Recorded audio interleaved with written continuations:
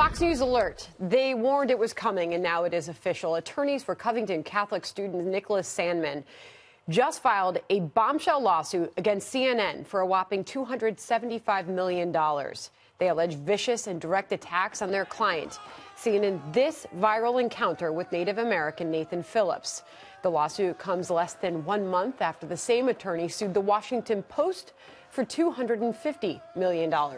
Here now exclusively is Todd McMurtry, co-counsel for Nicholas Sandmann. Todd, thank you for coming on the program tonight. So first off, this is breaking news. We're just now bringing this to our audience. What can you tell us? Well, we just filed the lawsuit today in the federal district court in Kentucky, the Eastern District. And as you said earlier, it is a significant lawsuit seeking $75 million in compensatory damages and $200 million in punitive damages from CNN. What specifically does this lawsuit highlight about what we are seeing in that video and what happened in the minutes and hours that followed? Well, what CNN's tagline is facts first. And what we believe their reporting was in this circumstance was lies first, cover-up second, and facts not yet determined by that organization.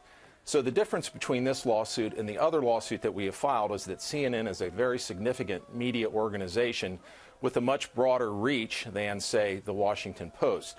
It has Twitter followers of 41 million people. It published 4 videos, 9 online articles that were tweeted out. So that's millions and millions and millions of repetitions of the lies and falsehoods that CNN spread.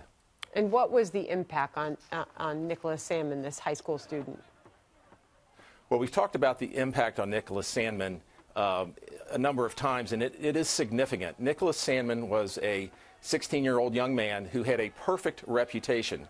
He was loved by his parents, respected at his school, and had many good friends at Covington Catholic High School. So he was a person that was doing very well in life, and due to his strong character, he still is.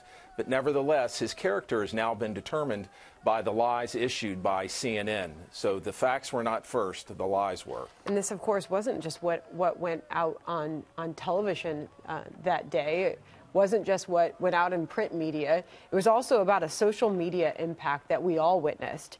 And I know that you were talking about in this lawsuit, online, Twitter, 7 a.m., the network was retweeting this short snippet that so many got to know when this story was starting to unfold.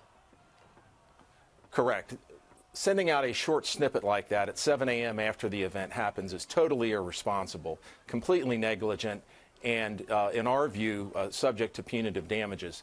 They did this without any reasonable investigation. They took something straight off Twitter that had been, in essence, manipulated so that it told one story, and they reported it as the truth.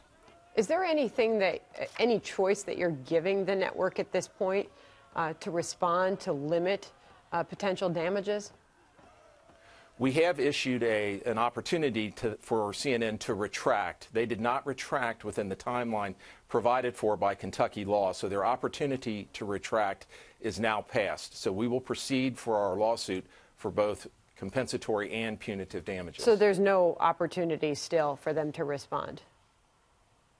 No, not under the law. If they try to do it now under the law, it's too late. They can certainly do that if they choose to on their own accord.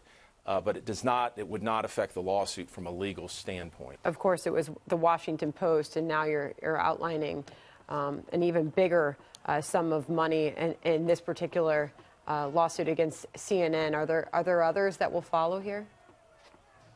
Certainly. We're looking at other potential defendants. We plan to file a suit every few weeks or month. We probably have at least 10 top targets in the media and individuals, some of whom were people that were involved in Twitter attacks.